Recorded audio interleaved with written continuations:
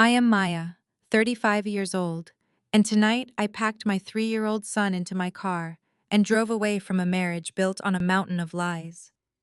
When my husband pointed at the front door and ordered me to apologize to his mother or get out of his life, I did not cry.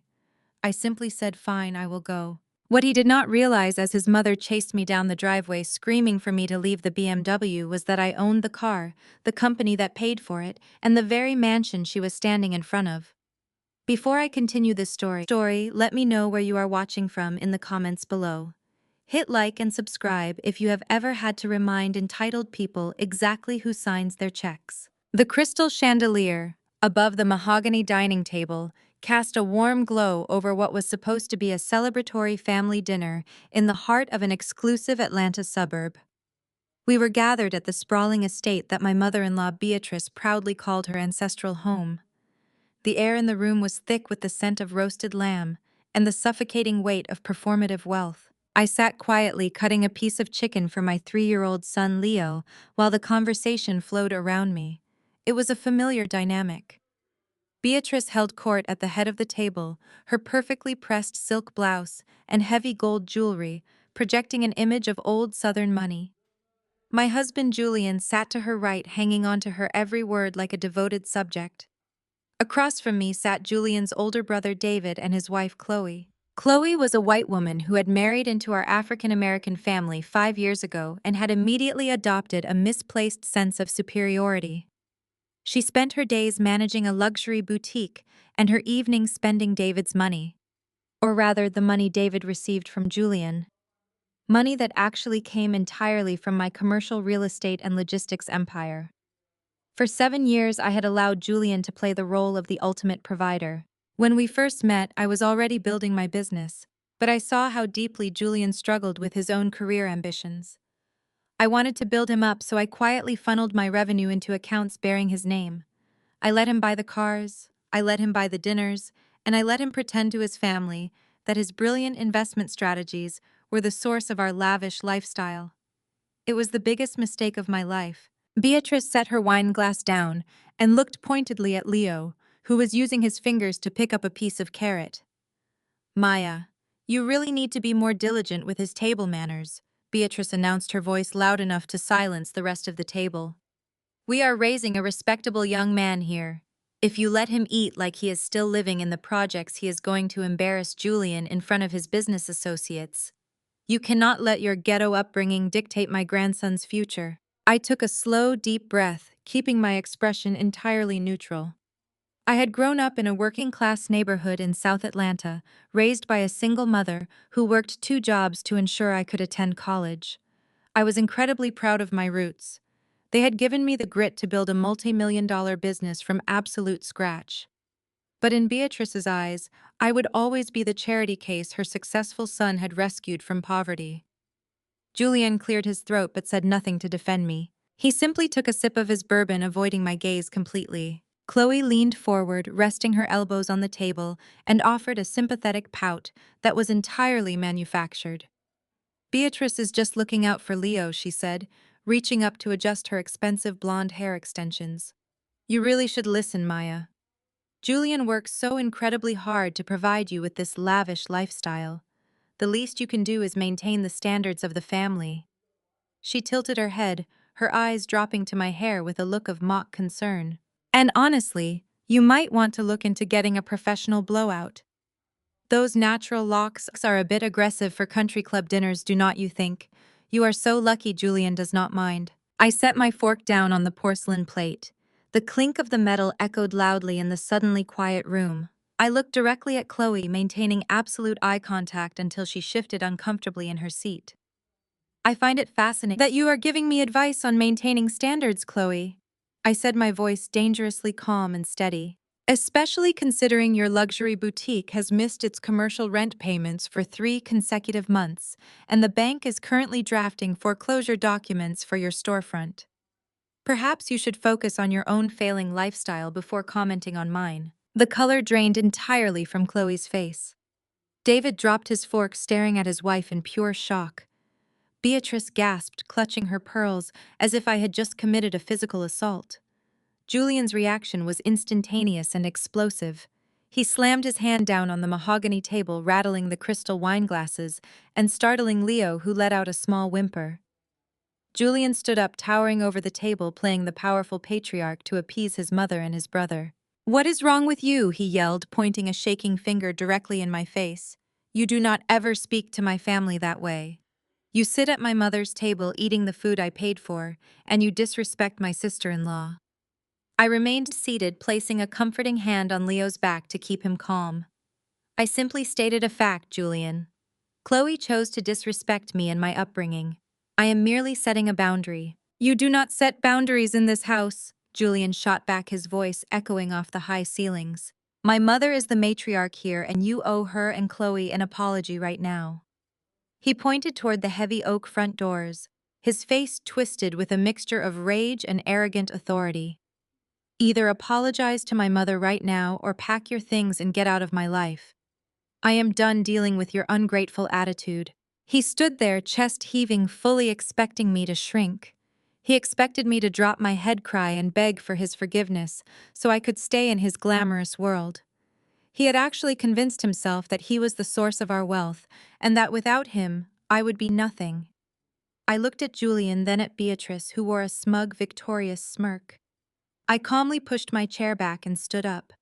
I reached over and unbuckled Leo from his high chair, lifting my frightened son into my arms. "Fine," I said, my voice perfectly level. "I will go." I grabbed my purse from the back of the chair and turned away from the table. Julian scoffed loudly, a harsh, bitter sound. "Let her go," he announced to the room, ensuring I could hear every word. "She will be calling me crying from a cheap motel by midnight when she realizes she has no money of her own to survive on." I walked down the grand hallway, my heels clicking against the imported marble floors. I did not look back. I stepped out the front doors into the cool evening air, carrying my son toward the sleek black BMW X7 parked in the circular driveway. I had just strapped Leo safely into his car seat and closed the rear door when the front doors of the estate flew open. Beatrice came running out onto the driveway, her designer heels clicking frantically against the paving stones. Julian stood in the doorway, watching with his arms crossed, a look of absolute satisfaction on his face. "Leave the car!" Beatrice screamed, pointing her finger at the vehicle. She marched right up to the driver's side door, her face contorted with rage. "That BMW belongs to my son. You are not taking his property. You can walk to your motel, you ungrateful girl." I calmly opened the driver's door and slid into the leather seat. Beatrice grabbed the edge of the door, trying to hold it open, but I firmly pulled it shut, forcing her to step back quickly to avoid getting her fingers caught. I locked the doors and rolled down the tinted window just enough to be heard over the sound of the engine starting. "You are deeply mistaken, Beatrice," I said, offering her a polite, razor-sharp smile. "But you will figure that out soon enough." I rolled the window up, cutting off her shrieking protests. I shifted the car into drive and accelerated smoothly down the long, winding driveway, leaving my mother-in-law standing on the manicured lawn of the estate she firmly believed her son had purchased for her.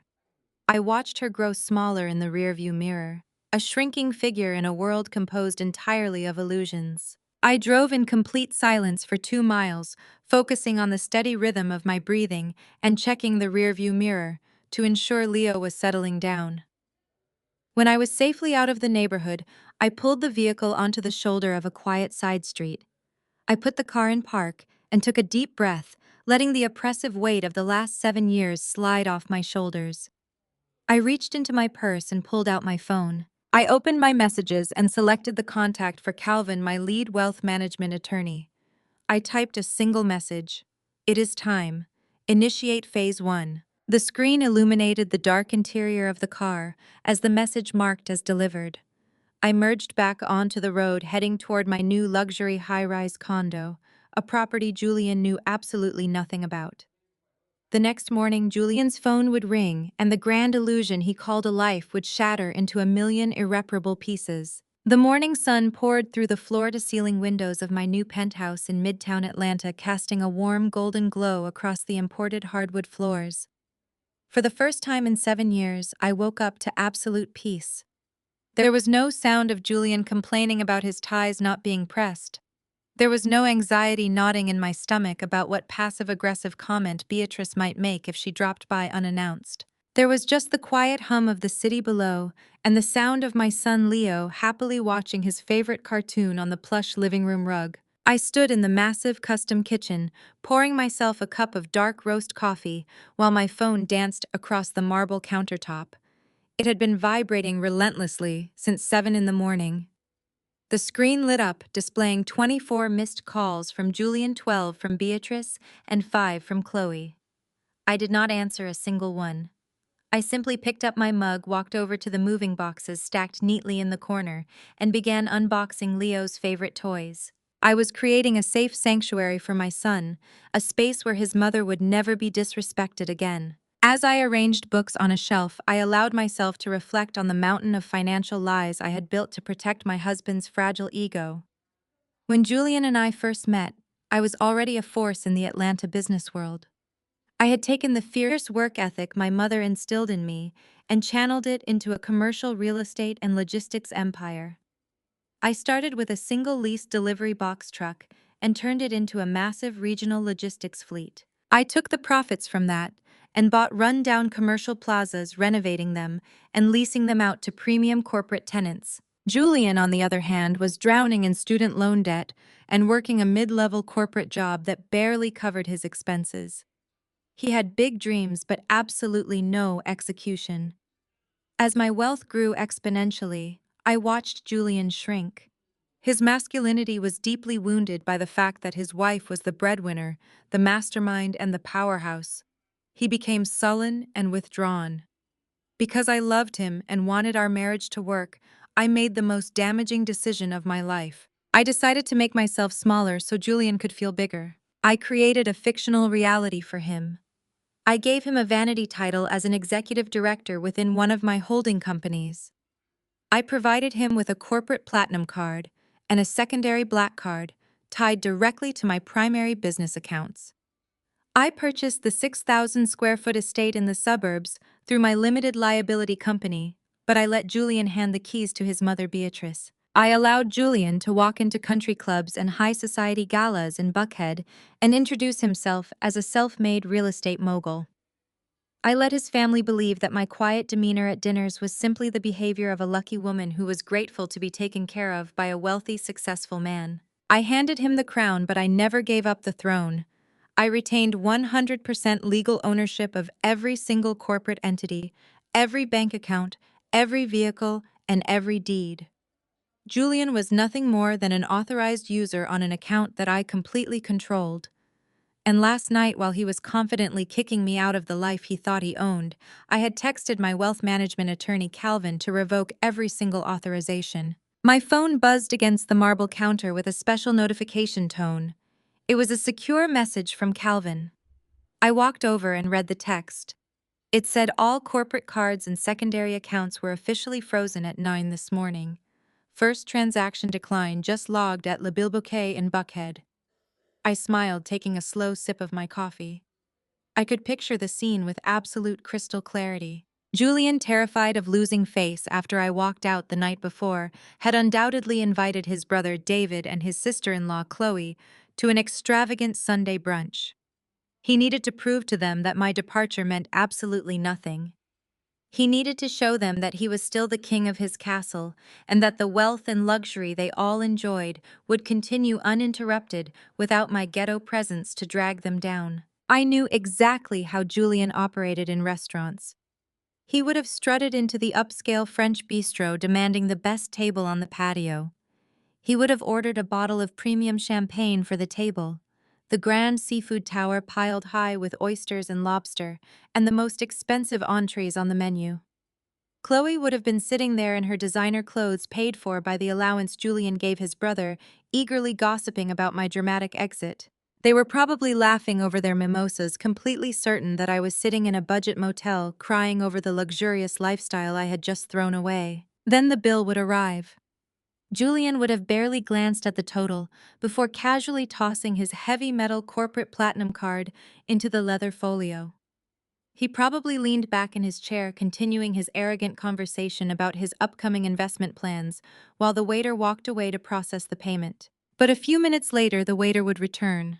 I could imagine the exact look of polite discomfort on the waiter's face as he leaned down and quietly informed Julian that the card had been declined. Julian would have chuckled, brushing it off as a simple bank error or a fraud alert trigger. He would have reached into his designer wallet purchased with my money and pulled out his secondary black card.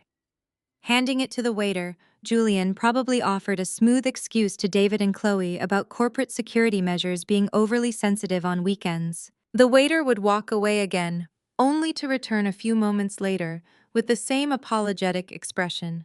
"I am sorry, sir, but this card is also coming up as restricted." That is the exact moment the cold spike of panic would have hit Julian's chest. The casual arrogance would melt away, replaced by a sudden frantic confusion. Chloe's smug smile would falter as she watched her wealthy brother-in-law get rejected at one of the most exclusive restaurants in Atlanta. Other affluent patrons at nearby tables would start to glance over their shoulders, drawn by the quiet commotion. Julian would pull out his phone, opening his mobile banking app with trembling fingers. He would expect to see the millions of dollars in available credit he was accustomed to flashing around. Instead, he would be greeted by a glaring red error message stating that his access to the accounts had been revoked by the primary account holder. The numbers would all read 0. The sheer public humiliation of that moment would be absolute. Julian, the man who had loudly humiliated me in front of his family and ordered me to pack my bags, was sitting in a high-end restaurant with no way to pay for the extravagant meal he had just consumed.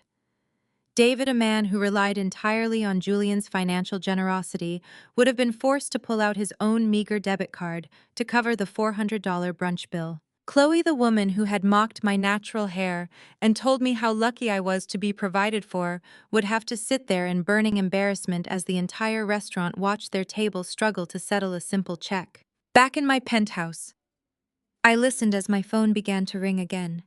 It was Julian, but this time he was not calling to assert his dominance. He left a voicemail, and I tapped the screen to listen to the audio playback. "Maya, pick up the phone." Julian's voice echoed through the quiet kitchen. His tone was tight, frantic, and laced with a rising panic he could not conceal. "There is something wrong with the bank accounts. Every single card is declining. I am at brunch with David and Chloe, and I look like a fool. Did you do something to the accounts when you left? Call me back right now. We need to fix this bank error immediately." He still did not fully understand. He still believed it was a temporary glitch or a petty revenge tactic that he could simply yell at me to reverse. He had spent so many years believing his own lies that his brain literally could not process the fact that the money had never belonged to him in the first place. I deleted the voicemail without a second thought. I did not need to speak to him. He was about to figure out the reality of his situation very soon. The frozen bank accounts were merely the opening act of this performance. The real devastation was waiting for him at the corporate headquarters. I sent a quick text message back to Calvin. I told him to make sure the security team at the main office building was fully briefed and ready. Julian's fragile pride would not allow him to sit at home and wait for me to answer the phone. The moment he realized the bank could not help him, he would drive straight to the commercial logistics office to demand answers and reassert his authority over the business he claimed to co-own. I smiled, looking out over the sprawling Atlanta skyline. Julian was about to walk through those glass corporate doors expecting to give orders. Instead, he was going to receive an education in what actual ownership looked like. I opened my laptop on the kitchen island and pulled up the secure camera feed for the main lobby of my corporate headquarters. The building was a sleek, towering structure of glass and steel in the heart of downtown Atlanta. I had purchased that building 3 years ago during a massive commercial expansion. Every polished marble tile, every keycard scanner, every executive suite represented a drop of my sweat and years of relentless grind. But to Julian, that building was nothing more than a giant shiny prop. He used to drive his country club friends past it, pointing up at the mirrored glass and casually mentioning that he and his wife had just acquired the property. He loved letting other men believe he was the mastermind behind the acquisitions. Right on schedule, Julian's rideshare pulled up to the front entrance. I watched through the high-definition camera feed as he stormed through the revolving glass doors. He looked completely unhinged. His designer suit jacket was unbuttoned, his tie was slightly askew, and his face was twisted into an ugly mask of entitlement and rage. He marched directly toward the main reception desk, moving with the aggressive confidence of a man who firmly believed he owned the very floor he was walking on. The receptionist, Marcus, was a former military veteran who had been with my logistics company since the early days. He was fiercely loyal to me and had been fully briefed by my legal team earlier that morning. Through the audio feed, I could hear the sharp staccato of Julian's voice echoing across the cavernous lobby. "I need access to the executive elevator right now," Julian demanded, slapping his hand down on the reception desk. "And call the accounting department. Someone has completely locked me out of the corporate banking portals. I need my money transferred back to my primary accounts immediately." Marcus did not flinch. He looked at Julian with an expression of polite indifference. "I am sorry, sir, but your executive keycard has been deactivated," Marcus stated calmly. "You no longer have clearance to pass the security turnstiles." Julian let out a loud, incredulous laugh. "Do you know who I am?" he yelled, drawing the attention of several employees who were walking through the lobby with their morning coffees. "I am the executive director of this company. I am Maya's husband. You are going to activate my badge right now, and you are going to tell the garage valet to bring up my BMW. I know she left it in the executive parking deck last night." Watching him from my penthouse, a profound sense of disgust washed over me. He had just kicked me and his own son out of our home the night before, demanding I leave the vehicle behind. Now that his cards were declining, he had the audacity to march into my building and demand the very car he thought he had stripped me of. He was treating my company like his personal ATM and my employees like his servants. "Sir, I must ask you to lower your voice," Marcus said, stepping out from behind the reception desk. "If you do not lower your voice, I will have to ask you to leave the premises." "I am not leaving my own building," Julian shouted, stepping into Marcus's personal space. "You work for me. I sign your paychecks. Now give me the keys to my car and get me access to my money before I fire you on the spot." Two heavily built security guards immediately stepped out from the shadows near the elevator banks. They moved with quiet efficiency, flanking Julian on either side. Julian froze, his bravado momentarily cracking as he realized he was physically outmatched. He looked around the lobby, noticing the dozens of employees who had stopped to watch the commotion. These were people he had previously forced to call him sir, people he had strutted past for years pretending to be their boss. Now they were watching him throw a temper tantrum in the lobby, like a toddler who had his toys taken away. Just as Julian opened his mouth to shout another threat, the soft chime of the private executive elevator echoed through the lobby. The polished metal doors slid open and Calvin stepped out. Calvin was a brilliant wealth management attorney who operated with the cold, precise efficiency of a surgeon. He wore a perfectly tailored charcoal suit and carried a thick manila folder under his arm. He walked across the marble floor, his expression completely unbothered by the chaotic scene unfolding near the reception desk. Julian's face lit up with a mixture of relief and misplaced vindication.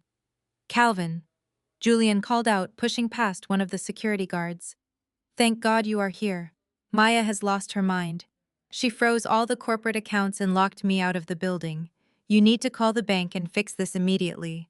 Also tell these security guards to back off before I have them both terminated." Calvin stopped 3 feet away from Julian. He did not smile. He did not offer a polite greeting. He simply reached into his manila folder, pulled out a thick stack of legal documents, and extended his hand. "I cannot do that, Julian," Calvin said, his voice projecting a lethal calm that silenced the entire lobby. "I am Maya's corporate counsel and her personal wealth management attorney. I do not work for you.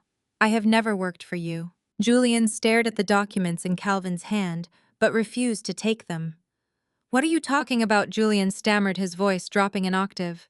"I am a co-owner of this company. We are married. Our assets are joint. Fix the bank accounts right now, Calvin." Calvin let out a soft, humorless exhale. He took a step forward and pressed the legal documents directly against Julian's chest, forcing him to take them. "You are not a co-owner of anything," Calvin stated loud enough for every employee in the lobby to hear. "You were an authorized user on a corporate account that belonged entirely to a limited liability company in which you hold 0 shares. As of 9 o'clock this morning, your authorization has been permanently revoked. You have no money here, Julian, because it was never your money to begin with. I watched through this camera feed as the color completely drained from Julian's face. He looked down at the stack of papers in his hands. The top page was a formal cease and desist order, alongside a comprehensive declaration of asset ownership. The legal jargon was dense, but the message was unmistakably clear. He had nothing. "This is illegal," Julian whispered, staring at the papers, as if they were covered in poison. "We are married. Half of this empire is mine. I built this with her." "Yao built absolutely nothing," Calvin corrected, his tone sharp and unwavering. "Maya built this empire before she ever met you. She secured the original funding under her maiden name. She structured every single subsidiary under holding companies that exclude marital property claims. She let you hold a vanity title to protect your pride, but legally you are nothing more than a former employee who has just been terminated for cause." Julian stumbled backward, shaking his head. He looked around the lobby, his eyes wide with rising panic. The employees who were watching began to whisper among themselves. The great illusion was entirely shattered. The man who had walked into the building demanding access to his millions was being publicly exposed as a fraud who had been living off his wife's brilliance and generosity. "The BMW," Julian stammered, grasping at straws. "The house, the cars." "The BMW is registered to Maya's logistics fleet," Calvin answered, cutting him off. "The estate in the suburbs is owned by one of her real estate trusts. You do not own a single piece of property, a single vehicle, or a single corporate share. You have absolutely no assets, Julian." Julian looked down at the papers again, his hands trembling so violently that the pages rustled. I could see the exact moment the reality of his situation crushed him. He had kicked his wife and child out of their home, believing he held all the power.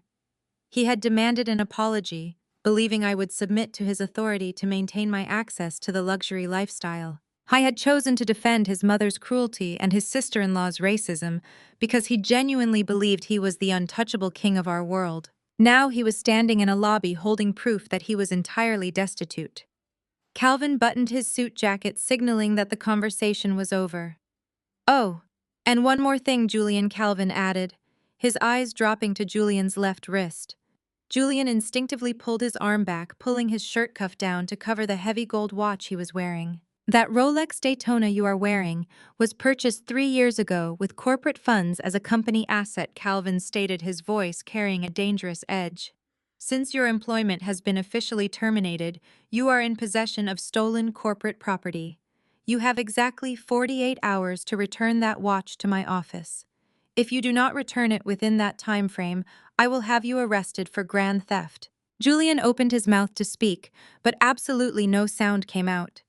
He looked at Calvin, then at the two massive security guards who had stepped closer, and finally at the crowd of employees who were openly staring at him. He was completely stripped of his armor, his pride, and his fabricated wealth.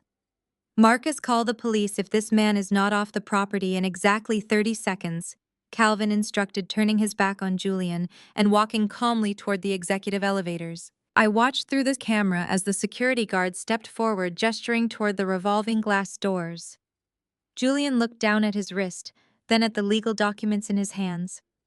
His shoulders slumped forward, his entire posture collapsing under the weight of his profound humiliation. He turned around and walked slowly out of the building, disappearing into the busy Atlanta street with absolutely nothing to his name. I closed the laptop on my kitchen counter, a deep sense of satisfaction settling in my chest.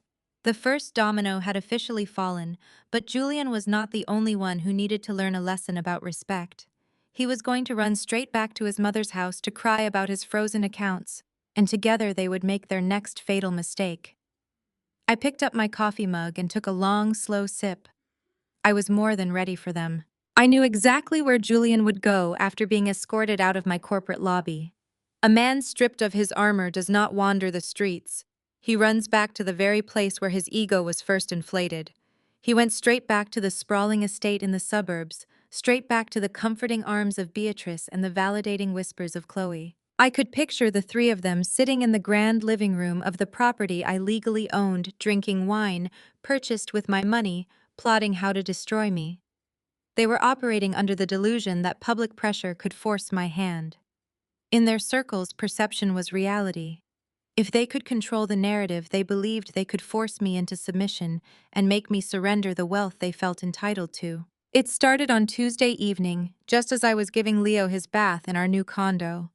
The warm water splashed against the porcelain tub, and my son laughed as he played with his toy boats, completely untouched by the chaos his father was brewing.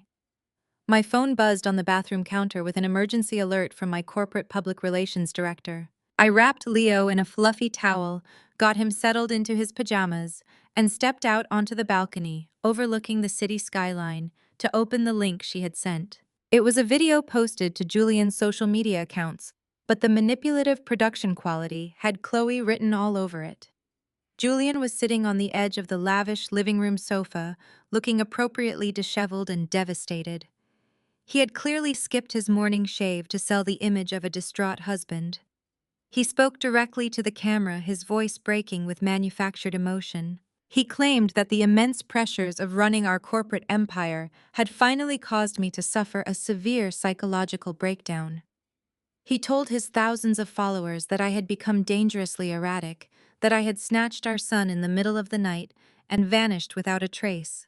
He painted a tragic, heartbreaking picture of a devoted father desperately trying to locate his kidnapped child and get his wife the psychiatric help she so clearly needed.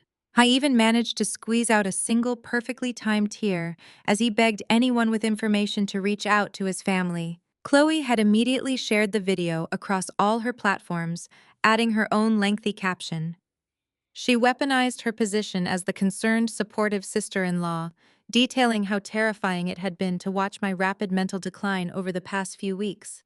She urged her affluent network to pray for Julian during this devastating chapter and asked for privacy for the family. Beatrice had even commented from her own account begging for the safe return of her precious grandson. They were weaving a highly coordinated tapestry of lies designed to assassinate my character while elevating Julian to the status of a martyred saint. The real damage, however, was not in the social media gossip itself, but in how they directed their followers to attack my livelihood. Chloe mobilized her country club network, a group of bored, wealthy women who thrived on inserting themselves into high society drama. By Wednesday morning, the coordinated digital assault on my commercial real estate and logistics companies began in full force.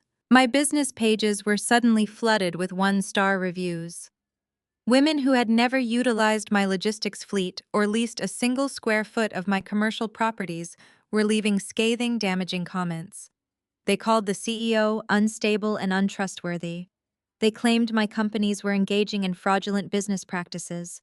They warned potential corporate clients that the leadership was currently experiencing a massive mental health crisis and that investments were no longer secure under my management.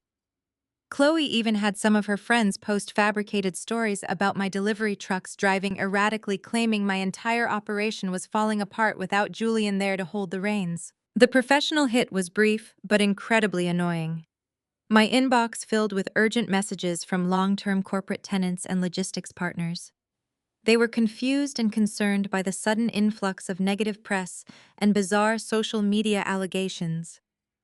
A few of my more conservative commercial investors called my executive team, directly asking if the rumors about a hostile corporate takeover and my supposed mental breakdown were true. They needed immediate reassurance that their capital was safe and that the properties they leased were not tied up in a messy, highly publicized domestic dispute. Any other woman might have panicked. Any other business owner might have immediately released a frantic public statement denying the allegations and getting dragged into a messy online shouting match. Julian was counting on that exactly. He wanted me to react emotionally. He wanted me to look unhinged and defensive to perfectly validate the unstable narrative he had just broadcast to the world. He wanted me to beg him to take the video down, offering him financial concessions in exchange for his public silence. But Julian forgot that he was dealing with a woman who built an empire in a male-dominated industry. I poured myself a glass of sparkling water and called Calvin. I instructed him and my public relations team to do absolutely nothing publicly. We would not issue a single press release. We would not respond to Chloe's friends in the comments section. We would not even send Julian a cease and desist letter demanding he take the video down. Calvin understood this strategy immediately. Every single lie they posted, every defamatory comment Chloe orchestrated, and every false claim Julian made in that broadcast was a highly documented, easily provable instance of libel and corporate defamation. They were handing me the exact ammunition I needed to bury them in civil court. I told my IT department to quietly archive every single post comment and review capturing timestamps and IP addresses for the legal file. We were building an ironclad lawsuit while they foolishly believed they were winning a public relations war. Instead of fighting ghosts on the internet, I spent the rest of the day handling my business like the executive I was. I personally called my top-tier clients and investors one by one. I did not sound like a woman having a mental breakdown. I sounded exactly like the sharp, capable leader they had trusted with their money for years. I calmly explained that my husband and I were going through a highly contested divorce, and that he was unfortunately attempting to use social media interference and fabricated reviews as a negotiation tactic. My clients, being seasoned business professionals themselves, understood the situation immediately. The transparency and calm professionalism completely neutralized the panic Julian had tried to sow. One of my largest commercial tenants even offered to have their own corporate legal team look into the fake reviews to help get them expedited for removal. The audacity of my husband's strategy was almost impressive in its complete ignorance. Julian and his family genuinely believed that because they moved in wealthy social circles, their collective voice held more weight than my legal reality. They thought that by turning the local country club against me, they could isolate me into surrendering my assets.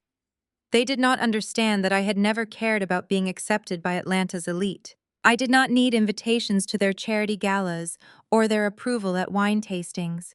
I owned the concrete and steel buildings where they held those events. Their social currency meant absolutely nothing against my actual equity. I spent the evening sitting on the floor of the condo building a giant block tower with Leo. He clapped his hands and knocked the tower over, his bright laughter filling the room. He was safe, happy, and completely oblivious to the digital storm raging outside our walls. I kissed his forehead, feeling a profound sense of clarity. Let them post their tearful videos. Let Chloe's friends leave their fake reviews. Let Beatrice play the tragic grandmother for her church friends. I was gathering every piece of evidence they so willingly provided. As the digital smear campaign reached a fever pitch over the next 48 hours, Julian grew increasingly emboldened by my total silence. He mistook my strategic restraint for submission. He actually believed his plan was working and that I was hiding in shame, too terrified to show my face. That false sense of security gave him the arrogant confidence to escalate his attack from the digital world into the physical one. He felt invincible, wrapped in the false support of his online followers. I was about to cross a legal line that would force the justice system directly into our personal dispute, and I was entirely prepared to let him walk right into his own destruction. Julian mistook my strategic silence for absolute submission. He truly believed his fabricated internet narrative was breaking me down, but keyboard warriors and fake business reviews are just noise. What Julian did next, however, crossed a dangerous line from pathetic social media posturing into a severe legal offense. He felt so emboldened by the supportive comments from his mother and sister-in-law that he decided to weaponize the justice system against me. I was about to learn that leveraging the police in a domestic dispute is a game you only play if your hands are completely clean. It was Thursday afternoon, and the Atlanta weather was unseasonably crisp and bright. I had just picked up Leo from a tour at a highly exclusive private preschool in Buckhead. I wanted to ensure his routine remained completely uninterrupted, despite his father's ongoing public meltdown. Leo was sitting safely strapped into his car seat in the back of the black BMW X7, happily babbling about the painting he had done during the school visit. I was driving down Peachtree Road feeling relaxed and completely in control. I had my favorite jazz playlist running quietly through the premium sound system, and my mind was focused on the upcoming commercial lease negotiations I had scheduled for the following week. Then I saw the flashing lights. The sharp glare of blue and red illuminated my rearview mirror. A sudden jolt of adrenaline hit my chest, but I instantly forced my heart rate to slow down. As a black woman driving a high-end luxury vehicle in a wealthy neighborhood, I already knew the protocols of a traffic stop by heart. But with my 3-year-old son in the back seat, the stakes were infinitely higher.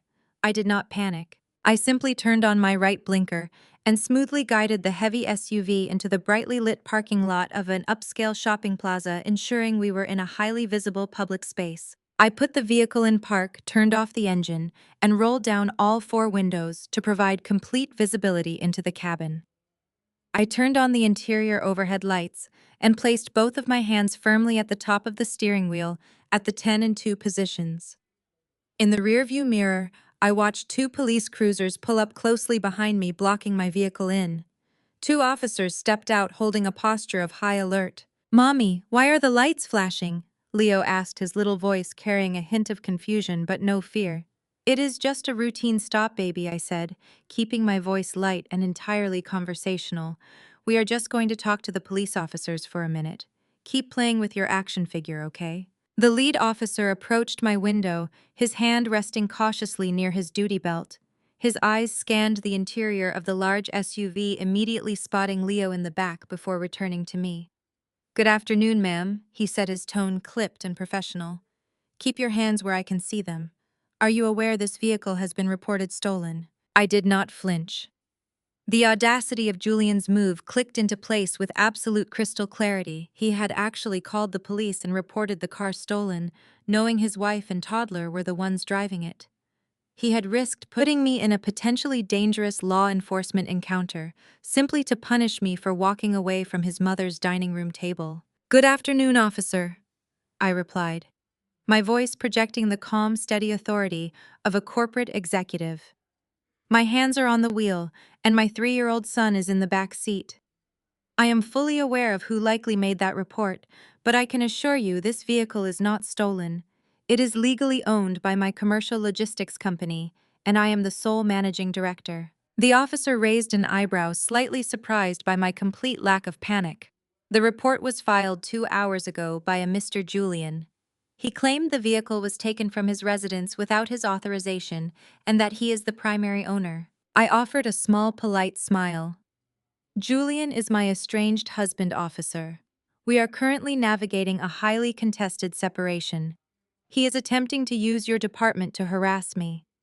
If you allow me to reach into my glove compartment, I have a corporate binder that will clear this up immediately." The officer nodded, giving me permission to move. I slowly reached over and opened the glove box, pulling out a thick black leather portfolio.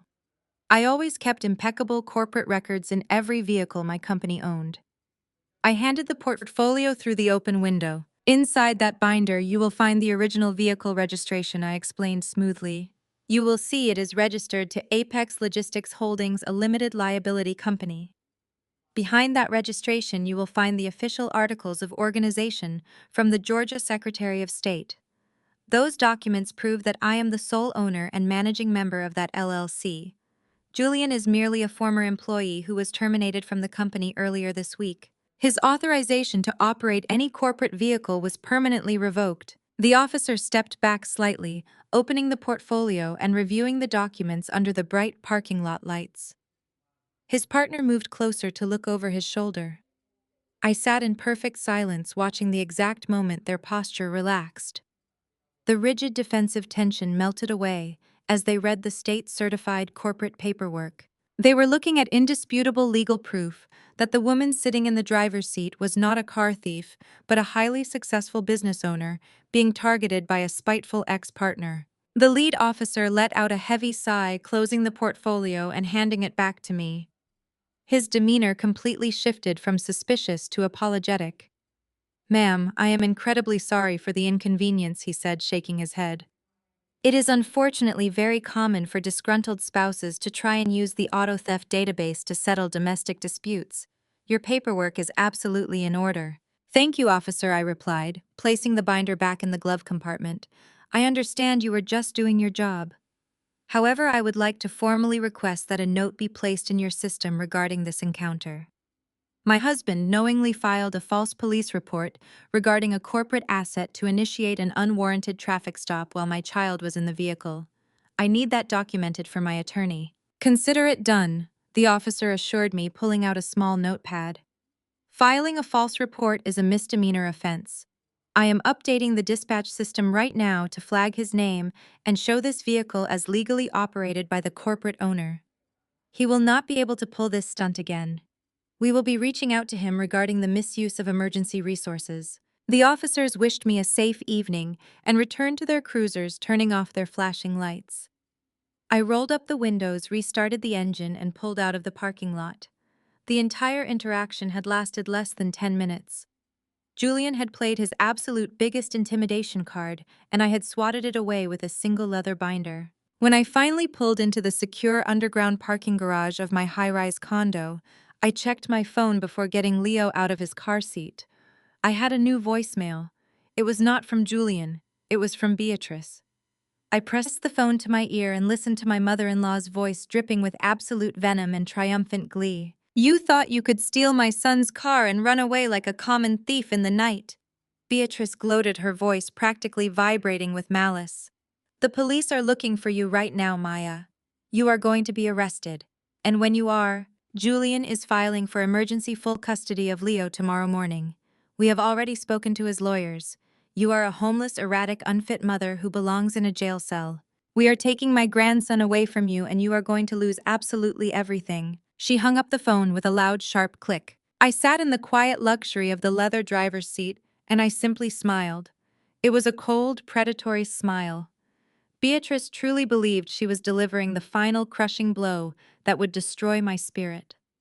She thought the threat of taking my son would send me spiraling into the exact mental breakdown she and Chloe had been advertising on social media. She had no idea that she was dealing with a woman who played chess while her family was busy playing checkers. I gathered my purse, unbuckled a sleepy Leo, and carried him up to our penthouse.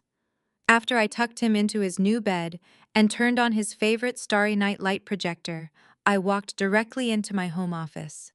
The room featured a massive glass desk overlooking the glittering city lights. I sat down and opened my secure encrypted laptop. Julian and Beatrice thought they were launching a surprise custody attack based on my supposed instability. They thought they could walk into family court empty-handed and use their country club acting skills to convince a judge that I was an unfit mother. I moved my mouse and clicked on a hidden folder secured behind two firewalls. The folder was labeled simply, Project Clean Slate. For the past 6 months, long before I ever walked out of that dining room, I had been quietly and meticulously compiling an absolute mountain of digital evidence. I opened the first subfolder. It contained hundreds of hours of hidden security footage from the suburban estate Julian thought he controlled. The videos captured everything.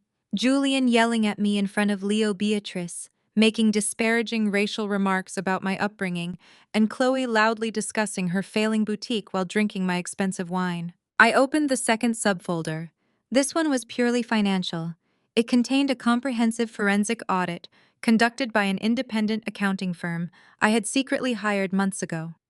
The spreadsheets tracked every single dollar Julian had quietly embezzled from my corporate accounts to fund his own secret lifestyle. They wanted to take me to court.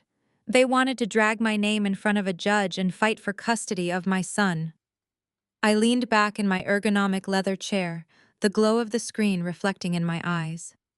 I was not going to run from their legal threats. I was going to gladly meet them in the courtroom and burn their entire fabricated world straight to the ground. I watched the live security feed on my dual monitors from the comfort of my penthouse office. The high-definition cameras I had discreetly installed throughout the suburban estate for corporate liability purposes were now providing me with front-row seats to the greatest performance of Beatrice's life. It was Friday evening, and my mother-in-law had wasted absolutely no time capitalizing on Julian's fabricated victimhood. She was hosting an extravagant wine and cheese fundraiser right in the grand living room of the property I legally owned. The driveway was packed with luxury vehicles belonging to Atlanta's elite. Caterers in crisp white shirts circulated through the crowd, carrying silver trays of imported cheeses and expensive hors d'oeuvres. The hypocrisy was almost poetic. Beatrice was spending the remaining scraps of Julian's hidden cash reserves to throw a lavish party designed to garner sympathy for a man who had completely fabricated his own downfall. Through the crystal-clear audio feed, I could hear the gentle hum of classical music and the clinking of champagne flutes. I leaned back in my ergonomic chair, taking a sip of my herbal tea, and watched Chloe work the room. My white sister-in-law was in her absolute element. She floated from group to group wearing a designer cocktail dress that my company funds had ultimately paid for. She was loudly playing the role of the deeply concerned and supportive family member, basking in the borrowed wealth of the estate, while systematically dragging my name through the mud to anyone who would listen. I zoomed in on one of the camera feeds focusing on Chloe as she stood near the massive stone fireplace with three wealthy country club wives. Her voice carried perfectly through the hidden microphone. "It has just been a nightmare for poor Julian," Chloe sighed, taking a delicate sip of her champagne. "You know how it is. He tried so hard to elevate her, to pull her out of that rough background she came from. But you can take the girl out of South Atlanta, and well, you just cannot force someone to adapt to our standards of living." She simply snapped under the pressure of Julian's world. The women around her nodded with sympathetic, patronizing expressions, murmuring their quiet judgments. Chloe smiled, soaking up their validation. She truly believed that aligning herself with Beatrice's respectable old money facade made her superior to the self-made black woman who actually held the deeds to their entire lives. She was completely oblivious to the fact that her own boutique was weeks away from foreclosure, and the very wine she was drinking was paid for by the woman she was calling unrefined. As the evening progressed, the crowd gathered in the center of the grand living room. Beatrice positioned herself perfectly beneath the cascading crystal chandelier. She tapped a silver spoon against her wine glass, calling for the attention of her wealthy guests. The room fell silent, and Beatrice stepped fully into her role as the tragic, resilient matriarch. "Thank you all for being here tonight." Beatrice began, her voice trembling with manufactured emotion. "As many of you know, our family is navigating an incredibly dark and devastating chapter. My son Julian is fighting a desperate battle to rescue his child from an increasingly unstable situation. We organized this gathering tonight not just to ask for your prayers, but to raise awareness for fathers who are forced to fight against the erratic and dangerous behaviors of unfit mothers." I watched her perform, wiping away a perfectly timed tear. It was a masterclass in manipulation. She was using my son Leo as a prop to solicit donations and sympathy from her affluent friends, trying to cement Julian's status as a victim before any actual legal proceedings began. She believed that by controlling the social narrative, she could somehow intimidate me into surrendering my assets and my child. But while Beatrice was busy giving her theatrical toast, she failed to notice the movement at the front of the house. I switched my attention to the exterior camera feed. A dark sedan had just pulled up to the bottom of the long, winding driveway. A man wearing a sharp-tailored suit stepped out holding a thick manila envelope. He did not wait for the valet. He bypassed the luxury cars and walked with steady, purposeful strides directly up the stone pathway toward the massive oak front doors. The doors had been left wide open to allow the cool evening breeze to flow through the party. I set my teacup down and leaned closer to the monitor, my heart beating with a steady, rhythmic anticipation. The timing was so flawless it felt scripted. The man stepped over the threshold and walked straight into the grand foyer. He did not hesitate or look around at the expensive floral arrangements. He moved with the quiet authority of someone who had a specific legal duty to perform. The guests standing near the entryway parted slightly, their conversations faltering as they noticed the out-of-place arrival. Beatrice was just finishing her speech, raising her glass high in the air. To family, she announced, her voice ringing with false strength. To protecting our own and ensuring that justice prevails, no matter how desperate the other side becomes. The guests raised their glasses, murmuring their agreements. But before anyone could take a sip, the man in the tailored suit stepped directly into the center of the living room, cutting straight through the crowd.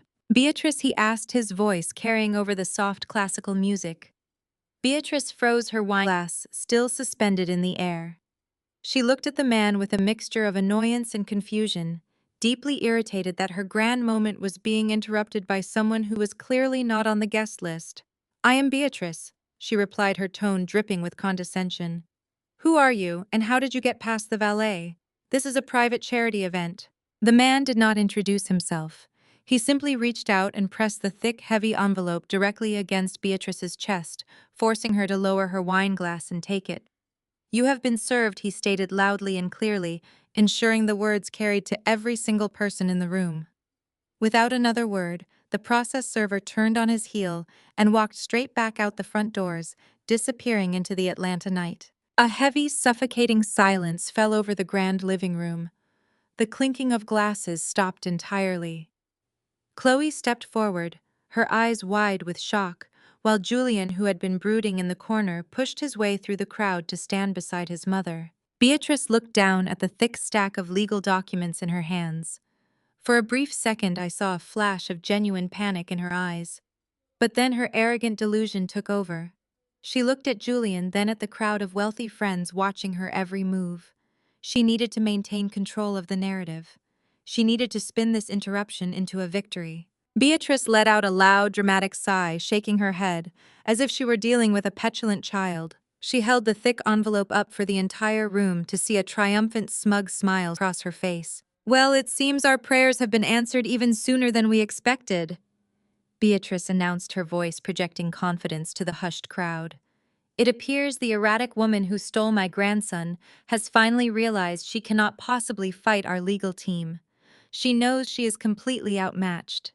This must be her official surrender in the emergency custody battle." Chloe let out a loud sigh of relief, stepping closer to wrap a supportive arm around Julian. "I knew she would cave," Chloe declared loud enough for the room to hear. "She never had the stamina for a real fight." Julian puffed out his chest, looking around at the guests with the proud, vindicated expression of a man who believed he had just won the war. He placed a hand on his mother's shoulder. "Open it, Mom," Julian said, his voice thick with arrogance. "Read the surrender. Let everyone know that Leo is coming home." I sat in my penthouse, my eyes locked on the high-definition monitor. I watched Beatrice slide her perfectly manicured finger under the flap of the manila envelope. She tore it open with a dramatic flourish, pulling out the thick stack of legal papers stamped with the official seal of the state of Georgia. She adjusted her posture, preparing to read my supposed defeat aloud to her audience of elite socialites. She had absolutely no idea that the document in her hands had nothing to do with family court. She was about to realize that the ground she was standing on, the walls surrounding her, and the very roof over her head belonged entirely to the woman she had just called unfit. Beatrice pulled the thick stack of stapled papers from the manila envelope. She cleared her throat, adjusting her posture to ensure every wealthy donor in her living room was paying close attention. She looked down at the first page, fully expecting to see a standard family court heading declaring my official surrender. Instead, her eyes locked onto bold black capitalized letters printed across the top of the legal document. I watched through the high-definition camera feed as her triumphant smile instantly vanished. The color drained from her face, leaving her looking gray and suddenly very old. Her hands began to tremble so violently that the heavy paper rustled audibly in the quiet room. "Mom, what does it say?" Julian asked, stepping closer.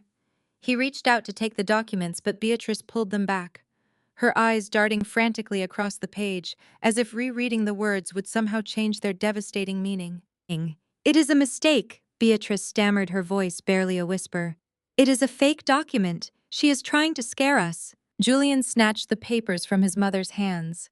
I watched his eyes scan the legal header. I knew exactly what he was reading.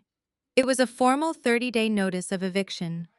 Below the eviction notice was a certified copy of the property deed. For 5 years, Julian had allowed his mother and his brother's family to believe that he had purchased this magnificent 6,000-square-foot estate as a testament to his corporate success. The reality was far less glamorous. Years ago, when Beatrice began dropping aggressive hints about moving in with us to help raise our future children, I immediately instructed my legal team to purchase this property through one of my secondary commercial real estate trusts. I paid in cash, and I let Julian hand the keys to his mother, simply to keep her 40 miles away from my primary residence. Julian never signed a single piece of paper. He never contributed a single dollar to the property taxes or the massive landscaping costs. Now, looking at the certified deed, Julian saw the undeniable truth printed in black and white. The property belonged solely to my limited liability company. And since Julian was no longer legally residing with me, and our marital assets were currently undergoing formal separation, his mother was officially classified as a non-paying tenant, occupying my corporate property without an active lease agreement. Julian Chloe demanded, her voice tight with rising panic. What is it? Is it the custody papers? Julian could not speak. He stared at the eviction notice, his jaw clenched so tightly I thought his teeth might shatter. The wealthy guests, who had been drinking my wine and eating my catered food just moments before, began to shift uncomfortably.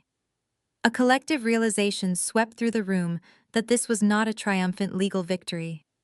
They were witnessing a profound, humiliating public defeat. One of the country club wives, standing near the fireplace, leaned over to her husband and whispered loud enough for the hidden microphone to catch. Did they just get evicted from their own fundraiser? Beatrice let out a sudden sharp gasp, pressing her hand over her mouth. The sheer embarrassment of being exposed as a squatter in front of Atlanta's most elite socialites was entirely too much for her fragile pride to bear.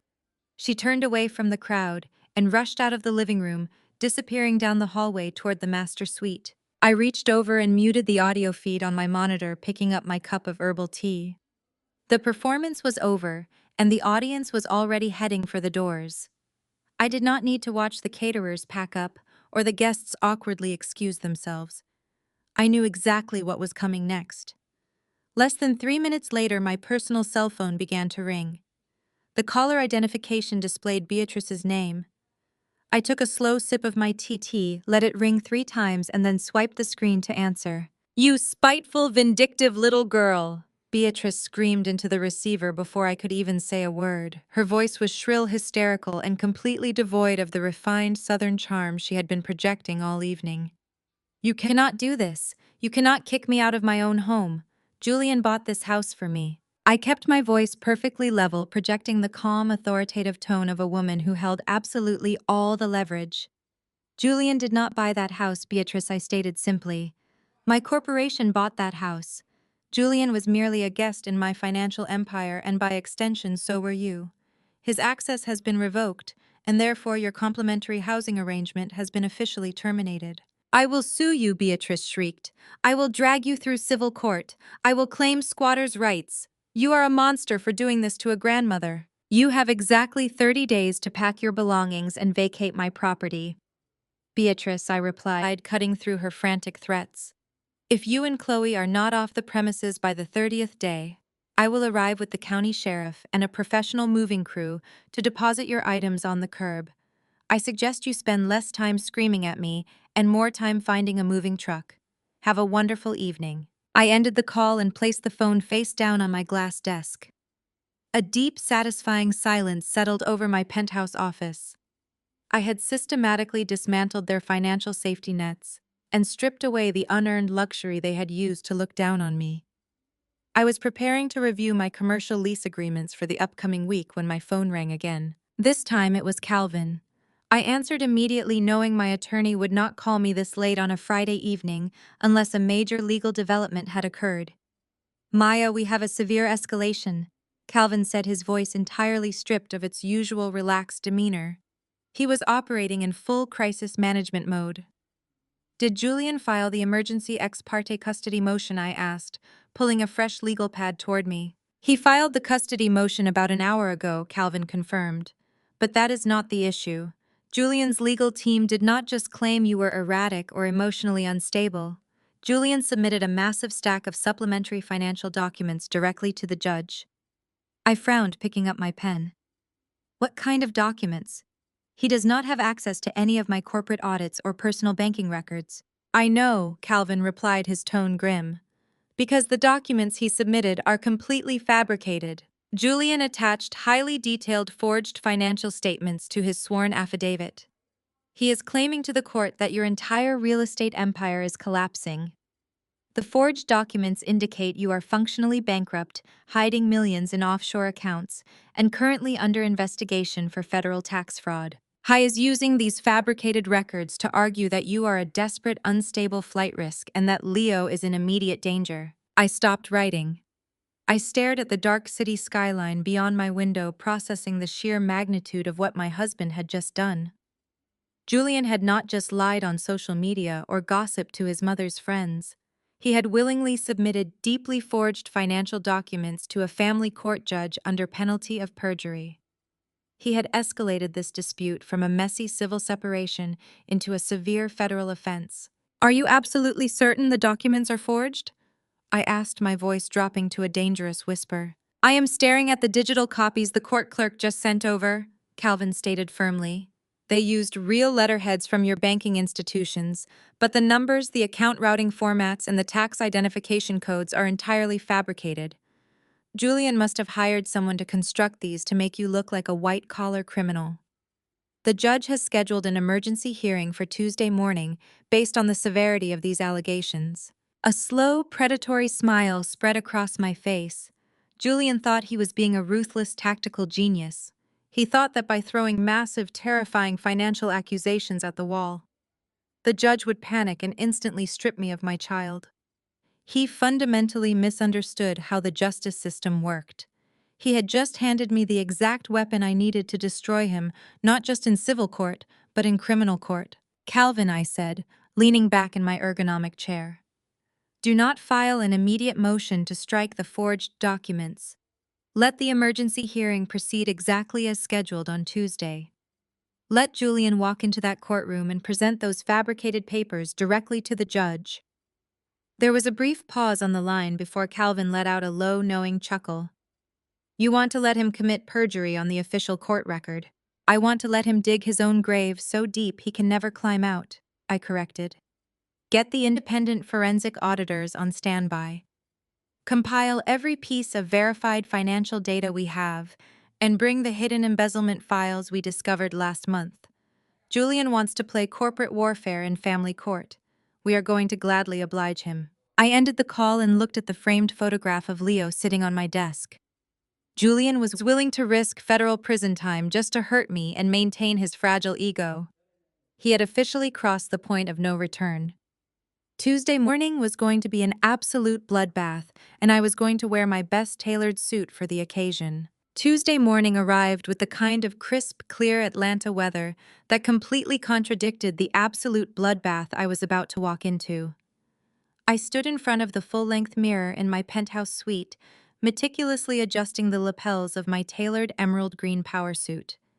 I secured my natural locks into an elegant structured updo and applied a subtle dark red lipstick. I was not dressing for a battle. I was dressing for an execution.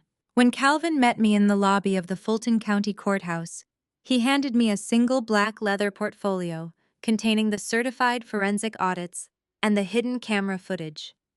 He looked at me with the calm, focused energy of a predator circling its prey. We did not exchange any nervous chatter. We simply walked through the heavy wooden double doors of the family courtroom and took our seats at the respondent table. Julian was already sitting at the petitioner table alongside his high-priced attorney, a slick man named Harrison, who wore a suit that looked like it cost more than his legal degree. In the wooden pews of the public gallery, directly behind Julian, sat Beatrice and Chloe. They were dressed in conservative, muted colors, completely abandoning their usual flashy designer labels to perfectly play the roles of the grieving, terrified family members. Beatrice was clutching a lace handkerchief to her chest, while Chloe sat with her hands folded tightly in her lap, her head bowed in manufactured sorrow.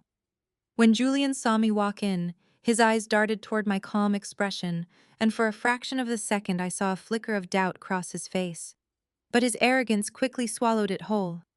He puffed out his chest, leaning over to whisper something confident to his attorney. Judge Mitchell, a no-nonsense woman with sharp, observant eyes, took her seat at the bench. She called the emergency ex parte custody hearing to order, noting the severe nature of the allegations filed by the petitioner. The moment she granted Julian's attorney permission to speak, the grand theatrical performance officially began. Harrison stood up, buttoning his suit jacket, and walked to the center of the courtroom with a look of profound, rehearsed gravity. "Your Honor, we are here today because a young child is in immediate and severe danger." He began, his voice echoing through the quiet room. My client Julian is a devoted father who has spent the last 7 years trying to hold his family together while enduring the escalating, erratic, and deeply vindictive behavior of his wife Maya. I sat perfectly still, my hands resting lightly on the table in front of me. I kept my face an absolute unreadable mask. I did not scoff. I did not roll my eyes. I did not shake my head in disbelief. I knew that in family, the judge observes your behavior just as closely as she listens to the evidence. Harrison was banking on the aggressive, angry black woman stereotype. He wanted me to lose my temper. He wanted me to interrupt him and shout my denials so he could point to me and say that I was unhinged. I refused to give him a single drop of emotional reaction. Harrison paced slowly in front of the judge, weaving a masterful web of absolute fiction. He told the court that I had snapped under the pressure of my business failing. He painted the events of the dinner party as a spontaneous psychotic break, claiming I had screamed obscenities at my elderly mother-in-law, grabbed my son in a fit of rage, and vanished into the night. He brought up the eviction notice, leaning heavily on the emotional manipulation of Beatrice's age. Your Honor. Harrison continued, gesturing dramatically toward the gallery, where Beatrice dabbed at her dry eyes. In a clear act of financial retaliation and spite, this woman served an eviction notice to her husband's mother, forcing a helpless grandmother out of her home, simply because my client finally stood up to her emotional abuse. She is systematically destroying everything around her, and my client is terrified that she will flee the state with their 3-year-old son. Judge Mitchell looked over her glasses, her expression serious. Those are significant claims, Counselor, she noted. But erratic behavior and a property dispute do not automatically warrant an emergency change in primary custody. What evidence do you have that the child is in immediate danger? This was the moment Julian had been banking on. This was the trap he had laid, completely unaware that it was rigged to snap backward. Harrison walked back to his table and picked up a massive stack of bound papers. He approached the bench, handing the thick file to the bailiff, who passed it up to the judge. We have definitive proof, Your Honor, that Maya is not just emotionally unstable, but she is functionally bankrupt and currently engaging in massive federal financial fraud. Harrison stated, his voice ringing with absolute certainty. The documents before you are her internal corporate audits and banking statements from the past 6 months. They show that her commercial real estate empire is a complete facade. She has been quietly liquidating marital assets, funneling millions of dollars into offshore accounts in the Cayman Islands, and actively evading federal taxes. She is a desperate woman backed into a financial corner. If she is not stripped of custody today, we believe she will take the child and flee the country to avoid federal prosecution. I watched Judge Mitchell open the file. I could see the exact moment the severity of the forged documents registered on her face. She flipped through the pages, studying the fabricated bank logos, the fake routing numbers, and the meticulously crafted spreadsheets showing massive negative balances and illegal wire transfers. Julian had spared absolutely no expense in acquiring these forgeries. They looked incredibly convincing. They looked like the financial records of a criminal. I felt Calvin shift slightly in his chair beside me, but he remained completely relaxed. We were giving them the rope. Every single document Harrison submitted to the judge was another felony charge stacking up against Julian. Submitting forged documents to a court of law to influence a custody ruling was perjury, fraud, and obstruction of justice, all wrapped into one catastrophic package. I would like to call my client to the stand to briefly testify to the conditions in the home before he was forced to flee, Harrison requested. Judge Mitchell granted the request, her eyes still locked on the fraudulent bank statements. Julian stood up, buttoning his jacket, and walked to the witness stand. He placed his hand on the Bible and swore to tell the truth, the whole truth, and nothing but the truth. He sat down, adjusting the microphone with the confident ease of a man who believed he was untouchable. Julian put on an Oscar-worthy performance. He looked directly at the judge, his voice thick with manufactured sorrow. He testified that he had been the true operational mind behind our businesses for years, and that I had merely been the public face.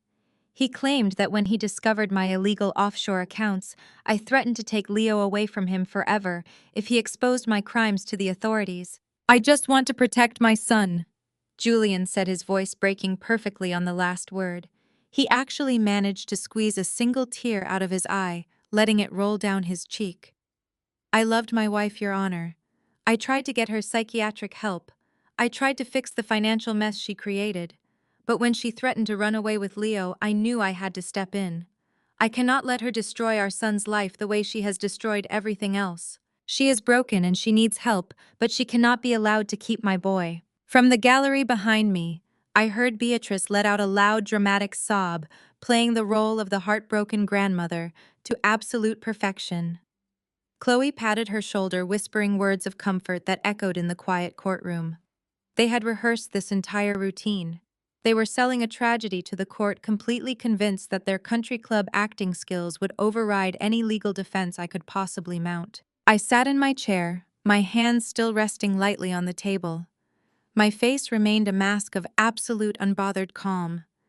Internally, I was marveling at the sheer, unadulterated hubris of the man sitting on the witness stand. Julian was looking right at me, his eyes filled with a smug, victorious glow. He truly believed he had me trapped. He believed that the judge would look at the mountain of fake financial documents, look at his tearful father routine, and instantly strip me of my rights. I thought I was sitting there in silence, because I was terrified, because I had no defense against his overwhelming attack. He did not know that my silence was not surrender. It was the silence of a woman letting her enemy walk so far onto a fragile bridge that there was absolutely no possibility of turning back. Judge Mitchell finished reviewing the last page of the forged documents. She closed the heavy file and looked down at Julian on the witness stand, and then over at me sitting quietly at the respondent table. The atmosphere in the courtroom was incredibly tense. The judge's expression was grave, reflecting the immense weight of the accusations that had just been leveled against me. Bank fraud, offshore accounts, kidnapping threats, and severe mental instability. Mr. Harrison, the judge, said, her voice echoing clearly. These financial documents are highly concerning. If these statements are accurate, your client has raised a valid fear regarding flight risk and the immediate safety of the minor child. Thank you, Your Honor, Harrison replied, puffing his chest out proudly. We ask that full legal and physical custody be transferred to Julian immediately, pending a full federal investigation into these accounts. Julian smiled, leaning back in the witness chair. Beatrice let out a long, audible sigh of relief from the gallery. They thought it was over. They thought they had won. Judge Mitchell turned her attention to my side of the courtroom. She looked at me, expecting to see a panicked, desperate woman scrambling to defend herself against the massive weight of these allegations. Instead, she saw a woman who looked like she was sitting in a corporate boardroom, waiting to close a minor acquisition deal. Counselor, Judge Mitchell said, addressing Calvin, "Does the respondent have anything to say before I make a ruling on this emergency motion?" Calvin stood up slowly, unbuttoning his suit jacket. He picked up the single black leather portfolio from our table. He did not look angry or defensive. He looked completely and utterly serene. "Yes, Your Honor," Calvin said, his voice slicing through the heavy silence of the courtroom like a razor blade. "We have quite a bit to say, and I believe the court is going to find our response far more concerning than the fictional story the petitioner just presented." I kept my eyes locked on Julian as Calvin stepped out from behind our table and walked toward the center of the courtroom. The smug, victorious smile on Julian's face began to falter just slightly as he realized I was not begging for mercy. I was just getting started. Calvin stopped directly in front of the judge's bench. He opened the black leather portfolio and removed a slim stack of pristine documents printed on heavy watermarked paper. He handed them to the bailiff, who promptly passed them up to Judge Mitchell. "Your Honor." Calvin began, his voice calm and methodical, carrying a weight that demanded absolute attention. "The petitioner has just submitted what he claims are my client's internal financial records. I respectfully direct the court's attention to the documents I just provided.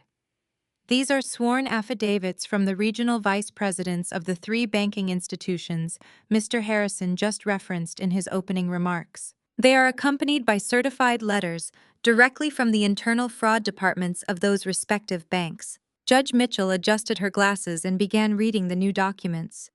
The courtroom became so entirely quiet that you could hear the air conditioning humming through the ceiling vents. "As the court will see," Calvin continued, pacing slowly in front of the petitioner table, The routing numbers on the documents submitted by Julian do not exist in the federal banking registry. The offshore account identifiers are entirely fabricated. Furthermore, the federal tax identification numbers listed on his submissions belong to a dissolved shell company that has absolutely zero connection to my client or her commercial real estate holdings. The documents the petitioner just submitted to this court under penalty of perjury are complete and absolute forgeries. I watched Julian from across the room. His chest stopped moving. He completely forgot to breathe. Harrison, his high-priced attorney, snapped his head around to stare at Julian, his face draining of all color.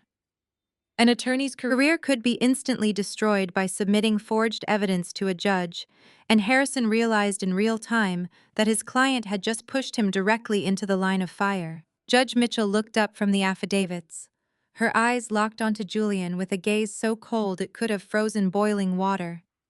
The entire energy of the room shifted immediately from a standard family court hearing into the prelude of a severe criminal indictment. Mr. Harrison, the judge, said, her voice low and incredibly dangerous.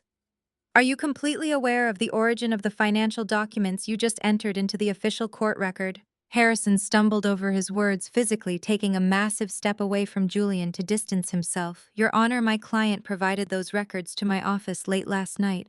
I was assured of their absolute authenticity. I had no knowledge of any fabrication. Calvin did not give them a single moment to catch their breath. He reached back into the portfolio and pulled out a second, much thicker bound document wrapped in a secure legal binding. We are not finished, Your Honor, Calvin stated, his tone ringing with lethal precision. Not only did the petitioner fabricate evidence to maliciously manipulate a child custody ruling, but he did so to actively cover up his own extensive financial crimes against my client. Calvin handed the massive bound report to the bailiff, who passed it up to the bench. What the court is looking at now is a certified forensic audit, Calvin explained, turning his back on Julian. My client hired an independent accounting firm 6 months ago when she first noticed distinct discrepancies in her corporate ledgers. While Julian was living in a 6,000-square-foot estate fully funded by my client, he was simultaneously engaging in a systematic scheme of corporate embezzlement. Julian gripped the edges of the petitioner table, his knuckles turning completely white. In the public gallery behind him, Beatrice let out a soft, confused gasp, pressing her hand to her chest. Chloe shifted nervously in the wooden pew, her eyes darting frantically toward the heavy courtroom doors, as if looking for an escape route. The audit traces every single stolen dollar. Calvin continued, his voice projecting perfectly to the back of the room. Julian utilized his vanity title as an authorized user to create fraudulent vendor invoices. He approved premium payments for logistics services that were never rendered and funneled that corporate capital into 3 separate hidden accounts that he personally controlled. Judge Mitchell flipped through the heavily tabbed audit, her frown deepening into a scowl with every single page she read. And where exactly did these embezzled funds go? Calvin asked rhetorically, turning slowly to look directly at the public gallery. Section 4 of the audit details a highly specific money trail. Over the past 12 months, Julian has illegally transferred nearly $150,000 directly into the business accounts of a failing luxury boutique in Buckhead. A boutique solely owned and operated by his sister-in-law, Chloe. David whipped his head around to stare at his wife. Chloe shrank back against the hard wooden pew, her face turning the absolute color of ash. She had spent the entire weekend drinking my wine and telling her affluent country club friends that I was an unrefined, unstable woman from South Atlanta. She had mocked my natural hair and my upbringing while secretly keeping her entire pretentious lifestyle afloat, using money stolen directly from my corporate profits. David looked at his brother Julian and then back at his wife, a look of profound, absolute betrayal washing over his features. He realized in an instant that his wife and his brother had been conspiring together behind his back, turning him into a collateral victim in their financial fraud. But Julian did not stop at funding his sister-in-law's failing business, Calvin announced, bringing the focus back to the center of the room. Section 5 of the audit outlines the remaining stolen funds. Julian has been using my client's corporate capital to pay a $6,000 monthly lease on a luxury downtown condo.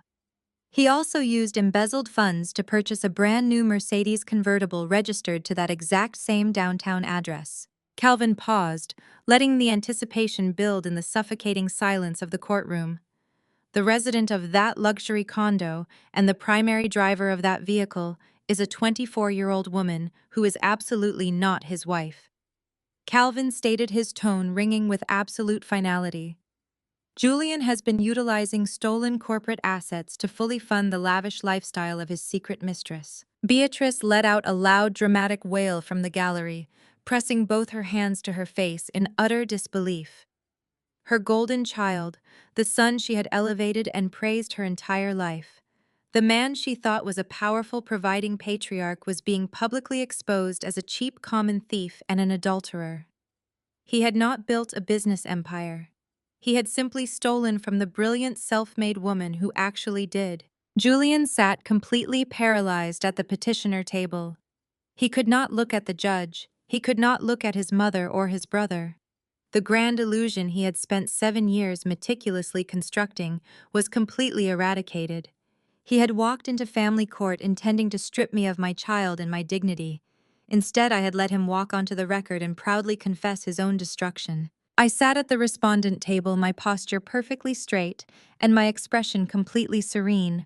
I did not need to scream or cry to defend my honor. I had let the irrefutable weight of financial truth do all the talking. Judge Mitchell closed the heavy forensic audit with a loud, definitive thud. She took off her glasses and placed them deliberately on the wooden bench. The silence in the room was absolute and terrifying. "Mr. Harrison," the judge said, her voice cutting through the tension like cold steel. "I highly suggest you advise your client to remain completely silent. Anything he says on this record will undoubtedly be used against him in future proceedings." Harrison nodded vigorously, packing his briefcase with frantic, nervous energy. He wanted absolutely nothing to do with the sinking ship sitting next to him. The petitioner's emergency motion for a change in custody is denied with extreme prejudice. Judge Mitchell's announced, picking up her gavel. Furthermore, based on the undeniable evidence presented today, I am granting the respondent Maya immediate and full primary physical and legal custody of the minor child Leo. The petitioner is stripped of all visitation rights, pending a comprehensive psychological and legal review. Julian finally moved. He stood up from his chair, his chest heaving with panicked, ragged breaths.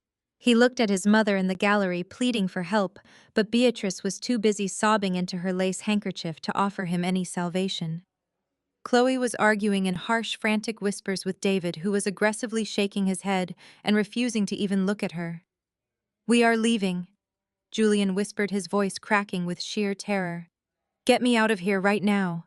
Julian stepped away from the table, intending to march down the center aisle and escape the suffocating humiliation of the courtroom.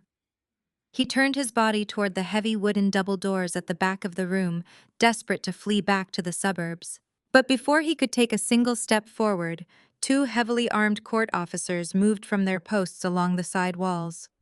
They stepped directly into the center aisle, their hands resting on their duty belts, completely blocking Julian's path to the exit. Julian froze in his tracks, his eyes darting frantically between the officers and the heavy doors. "You are not dismissed," Julian. Judge Mitchell stated, her voice echoing with absolute authority across the room. "Family court matters regarding custody have been resolved for today. However, I did not just rule on the safety of your child." The judge picked up the forged financial documents and the forensic audit, tapping them against the bench. "Submitting fabricated evidence to this court is a direct, severe offense against the justice system," Judge Mitchell continued. "And the verified evidence of corporate embezzlement you so foolishly brought into my courtroom cannot be ignored. I have just forwarded this entire forensic audit along with your forged submissions directly to the district attorney's office for immediate review." Julian stared at the armed officers blocking the door, the absolute reality of his situation finally crashing down upon him. He had tried to bury me alive, but I had simply handed him the shovel. The 2 armed court officers stepped forward, their heavy black boots echoing loudly against the polished hardwood floor. Julian took a desperate step backward, bumping hard into the petitioner table. The color had completely drained from his face, leaving him looking pale and terrified. He raised his hands instinctively, as if he could somehow physically block the reality of his own actions from catching up to him. Judge Mitchell did not offer a single ounce of sympathy. She looked down from the bench, her expression carved from absolute stone. Julian was officially remanded into police custody, right there in the courtroom, pending formal felony charges for perjury, submitting fabricated evidence, and severe financial fraud. The sharp metallic click of the handcuffs closing around his wrists sounded like a gunshot in the quiet room. Beatrice let out a blood-curdling shriek from the public gallery. She scrambled out of the wooden pew, her heavy gold jewelry clattering as she rushed toward the barrier separating the gallery from the court floor. "My baby!" she screamed, tears streaming down her face, ruining her carefully applied makeup. "You cannot take my son. He is a good man. He made a mistake. Please let him go." One of the court officers held up a stern warning hand, instructing Beatrice to step back immediately or face obstruction charges herself. Beatrice collapsed against the wooden railing, sobbing uncontrollably. The powerful, respected matriarch she had pretended to be was completely gone. In her place was just a desperate woman watching her golden child get hauled away in restraints because of his own uncontrollable greed. Julian looked over his shoulder as the officers guided him toward the side holding area. He looked at his brother David, begging silently for help. David stood up from the pew, but he did not move toward Julian. David looked at his brother with a mixture of profound disgust and absolute heartbreak. He slowly turned his back on Julian and walked out of the heavy double doors without saying a single word. He was done being collateral damage in his family's toxic games. I calmly gathered my purse and stood up from the respondent table. Calvin placed the remaining documents into his black leather portfolio, zipping it shut with quiet efficiency. We did not gloat. We did not smile or make snide remarks. We simply walked down the center aisle of the courtroom with the quiet dignity of people who had just successfully defended their empire. As we stepped out into the brightly lit marble hallway of the Fulton County Courthouse, we found Chloe standing near a stone pillar. She was pacing frantically, her hands shaking as she typed rapidly on her phone. She was likely trying to call David, but her husband had already left the building. When Chloe saw me and Calvin approaching, she froze. The smug, arrogant attitude she had displayed at the dining room table just days ago had completely vanished. She looked like a cornered animal. "Maya, please," Chloe stammered, taking a quick step backward.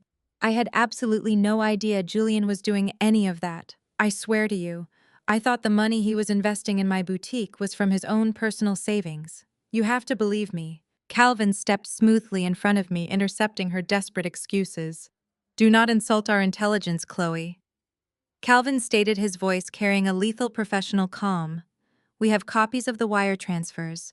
We also have copies of your internal business emails, where you explicitly instructed Julian on which fake vendor names to use to bypass my client's accounting department. You knew exactly where that money was coming from. You were a willing and active participant in corporate embezzlement." Chloe's mouth fell open. She dropped her phone into her designer handbag, her hands trembling so violently she could barely hold the strap. "You cannot prove I knew it was stolen," she whispered, her voice cracking with rising panic. "We do not need to prove it in criminal court today," Calvin replied, checking his watch casually. "We only need to prove it in civil court. And since your luxury boutique was funded almost entirely with stolen corporate assets from my client's logistics company, your business is now legally classified as a byproduct of financial fraud." Chloe let out a sharp, terrified gasp. "What are you saying?" "I am saying that my legal team filed a massive civil suit against your business entity at 8 o'clock this morning," Calvin explained. "While you were sitting in that courtroom watching your brother-in-law commit perjury, my corporate liquidators were standing outside your storefront in Buckhead with a court-ordered seizure warrant. They are currently boxing up every single piece of designer inventory you own to recover my client's stolen capital. You have absolutely no business left, Chloe." Chloe stumbled back against the marble pillar, sliding down until she was sitting on the hard floor. The woman who had mocked my natural hair and told me I was lucky to be elevated from my South Atlanta upbringing was now sitting on the floor of a courthouse, completely stripped of her unearned wealth and facing absolute financial ruin. I looked down at her, feeling a profound sense of closure. I did not need to hurl insults or yell. I let the cold, hard reality of the law do the talking. Enjoy your walk back to the suburbs. Chloe, I said, my voice perfectly level. I hear the humidity is terrible for hair extensions this time of year. I turned and walked toward the elevators with Calvin, leaving Chloe sobbing quietly against the stone pillar. The social fallout hit Atlanta faster than a summer hurricane. By Thursday morning, the news of Julian's dramatic courtroom arrest had been leaked to every major local blog and high society news outlet in the city.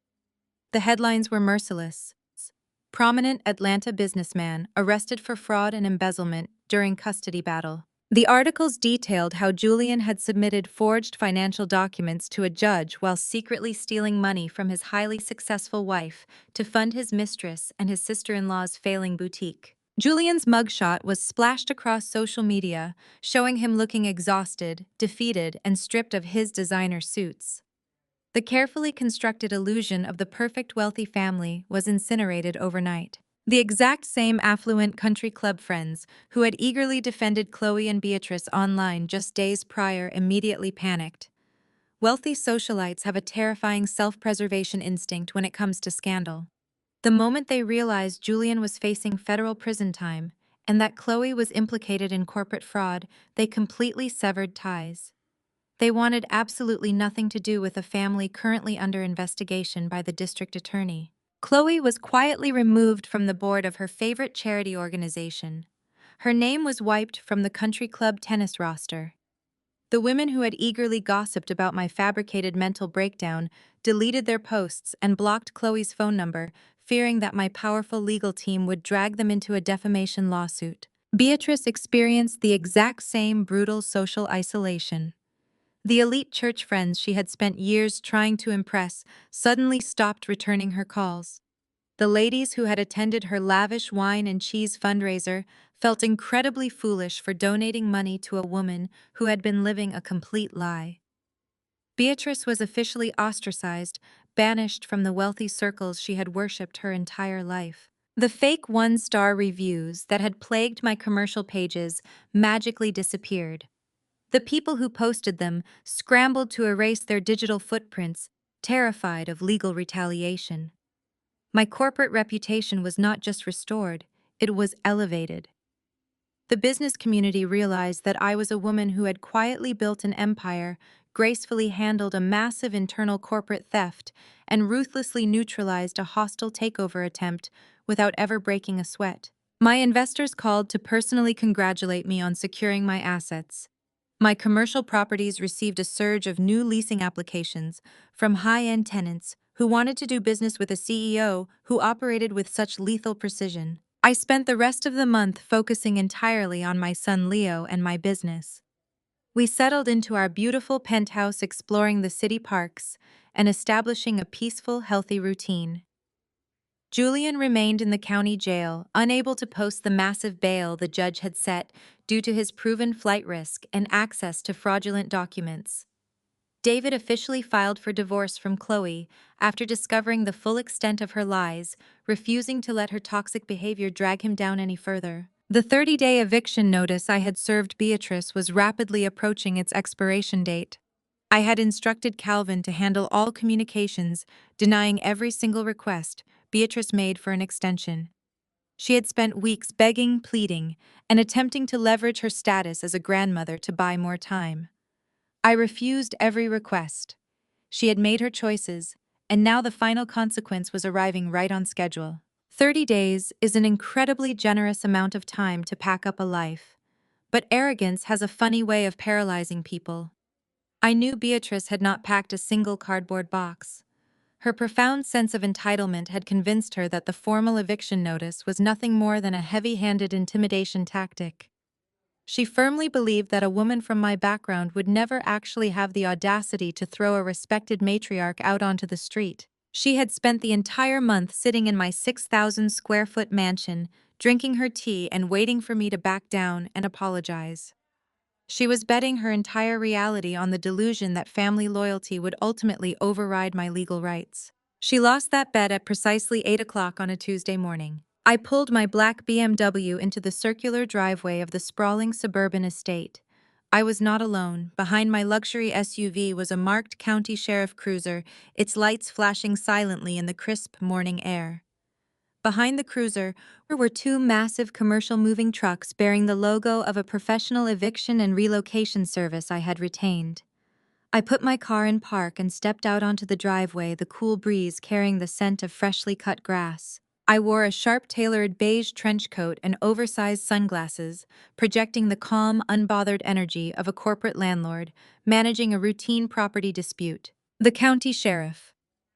A tall, broad-shouldered man stepped up to the heavy oak front doors and knocked with absolute booming authority. There was no polite ringing of the doorbell. This was a legal execution of a court order. It took 3 full minutes before the door swung open. Beatrice stood in the grand foyer wearing an expensive silk morning robe and holding a porcelain coffee teacup. Her face was flushed with irritation, perfectly ready to scold whoever was interrupting her morning routine. When she saw the uniformed sheriff standing on her welcome mat, the annoyance completely drained from her features, replaced by raw, unfiltered shock. "Good morning, ma'am," the sheriff stated, his voice echoing slightly in the grand entryway. "I am here to execute a court-ordered eviction on behalf of the property owner. You have exactly 30 minutes to gather your essential personal items and vacate the premises." Beatrice stumbled backward, nearly dropping her teacup. Her eyes darted from the sheriff to the massive moving trucks idling in the driveway, and finally to me standing quietly by my car. "You cannot do this," Beatrice gasped, her voice trembling. "This is a mistake. I live here. This is my son's house. You cannot throw me out into the street." The sheriff pulled the certified court order from his clipboard and held it up. "Ma'am, your son does not own this property. The legal owner is standing right there, and the 30-day grace period expired at midnight. The movers are coming in now. If you interfere with their work or refuse to leave the property, I will be forced to place you under arrest for criminal trespassing." Beatrice let out a high-pitched, panicked sound. She realized in that devastating instant that her social status, her respectable family name, and her manipulative tears held absolutely zero currency with the law. She spun around and practically ran up the grand curved staircase toward the master suite to salvage whatever she could. I nodded to the foreman of the moving crew, and 8 men efficiently marched into the house. They did not handle the items with the delicate care of a luxury relocation. They operated with the swift, ruthless speed of a state-sanctioned eviction. I walked into the grand foyer and stood by the marble staircase, watching the systematic dismantling of Beatrice's fabricated kingdom. Within 10 minutes, the movers were carrying down priceless vases, expensive oil paintings, and heavy antique furniture, wrapping them tightly in industrial moving blankets and loading them onto dollies. These were items purchased with my money, which meant they were legally staying in my possession, to be auctioned off later to recoup Julian's embezzled funds. Beatrice rushed back out onto the second-floor landing, clutching a massive armful of designer dresses and silk blouses. Her hair was disheveled and her face was slick with frantic sweat. She looked down at the movers carrying away the dining room chairs. "Where are my wardrobe boxes?" Beatrice demanded, her voice shrill and desperate. "I have Chanel and Prada up here. I need proper structural boxes for my couture clothing." The moving foreman stopped at the base of the stairs. He reached into his utility belt and pulled out a heavy-duty black industrial trash bag. He snapped it open with a loud plastic rustle and tossed it up the stairs toward Beatrice. "We do not provide luxury packing materials for court-ordered evictions, ma'am," the foreman stated bluntly. "You can put your clothes in the bag or you can leave them behind. You have 15 minutes left." I watched as Beatrice, the woman who had spent years mocking my roots and calling me unrefined, was forced to drop to her knees on the hardwood floor. She frantically began stuffing her thousands of dollars worth of high-end designer fabrics into thick black garbage bags. She was sobbing loudly, tears of profound humiliation streaming down her face as she shoved her expensive status symbols into the exact same bags used for yard waste. The sound of a vehicle speeding up the driveway drew my attention to the open front doors. A beat-up silver rental car jerked to a halt behind the moving trucks. Chloe jumped out of the driver's seat looking completely frantic and exhausted. Because her luxury boutique had been liquidated and her Mercedes had been seized by my civil attorneys, she was forced to rent the cheapest economy car available just to get around. Chloe ran up the front steps, stopping dead in her tracks when she saw the empty living room and the movers hauling away the last of the expensive rugs. She looked at me standing calmly by the staircase, her eyes wide with terror and defeat. Maya, please, Chloe begged, her voice cracking. Where is she supposed to go? She is going to live with you, Chloe, I replied, my tone perfectly conversational. Since Julian is currently residing in a county jail cell, your mother-in-law will be moving into that cramped two-bedroom apartment you and David just rented on the other side of the highway. I hope you enjoy sharing a single bathroom with the woman who raised a felon.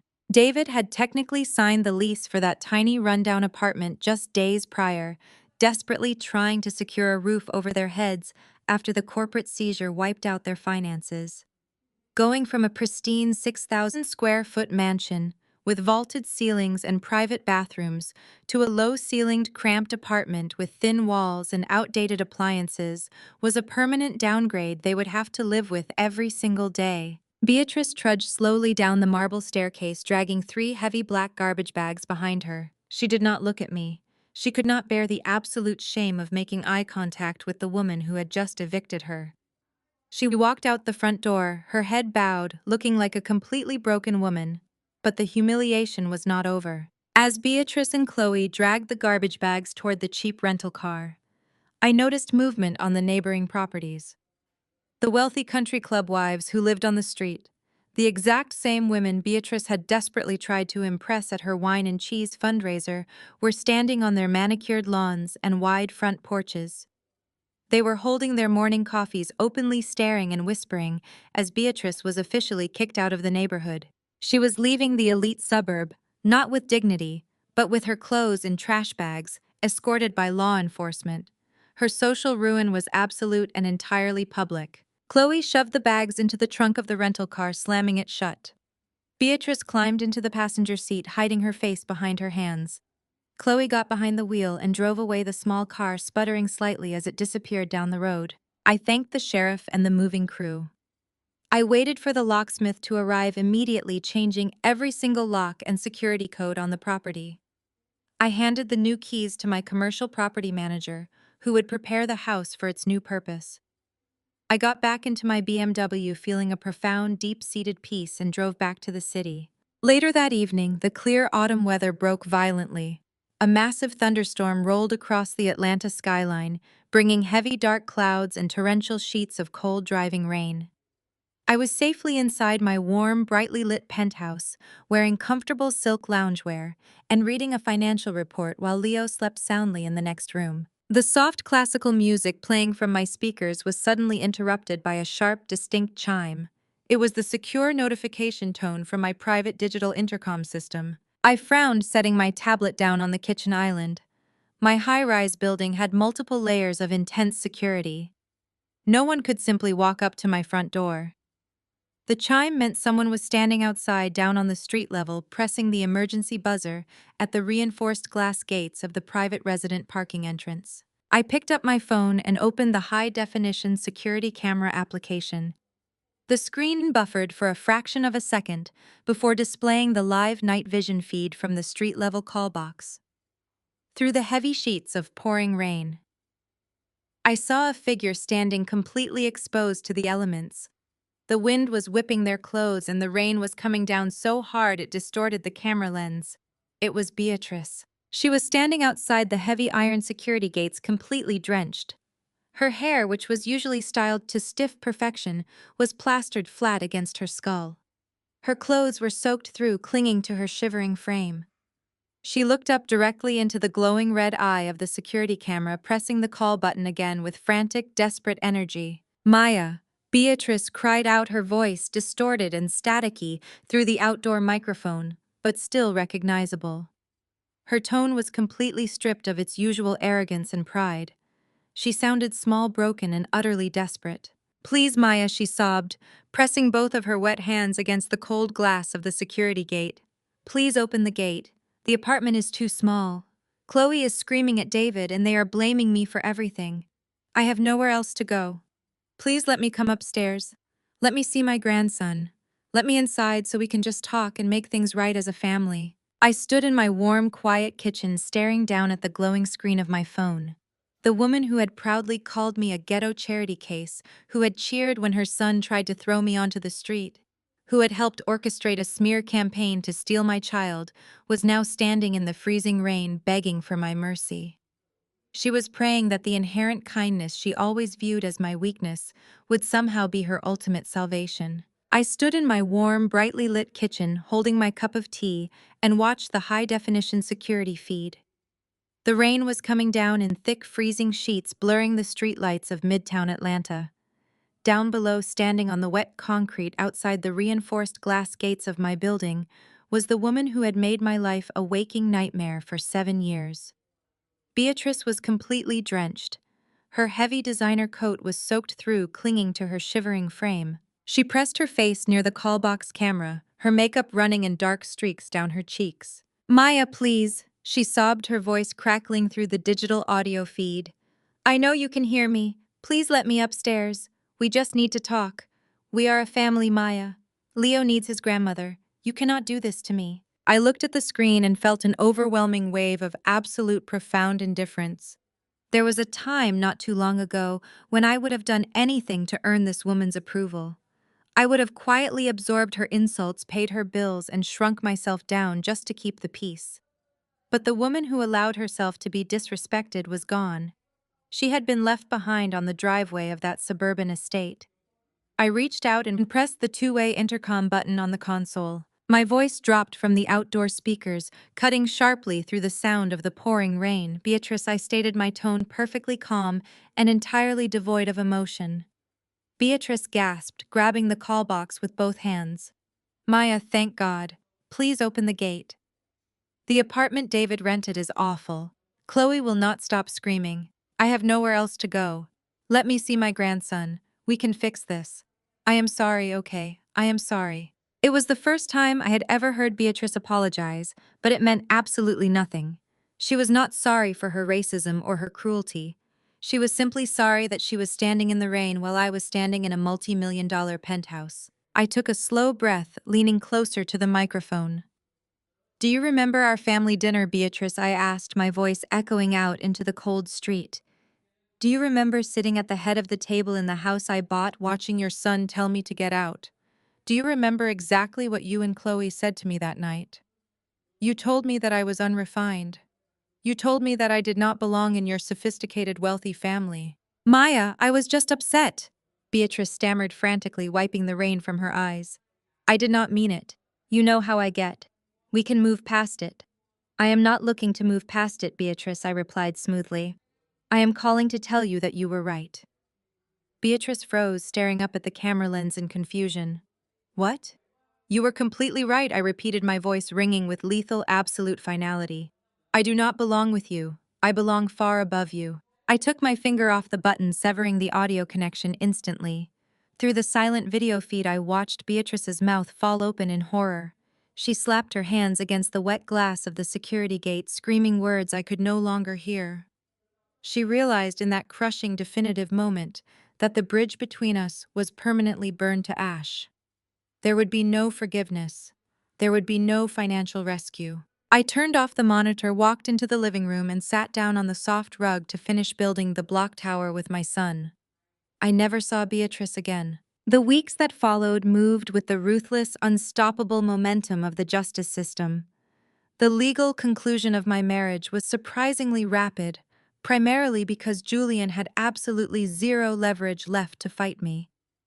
When a man submits blatantly forged financial documents to a family court judge and is subsequently indicted for corporate embezzlement, his ability to demand alimony or marital assets completely evaporates. Calvin and my corporate legal team orchestrated the divorce proceedings with surgical precision.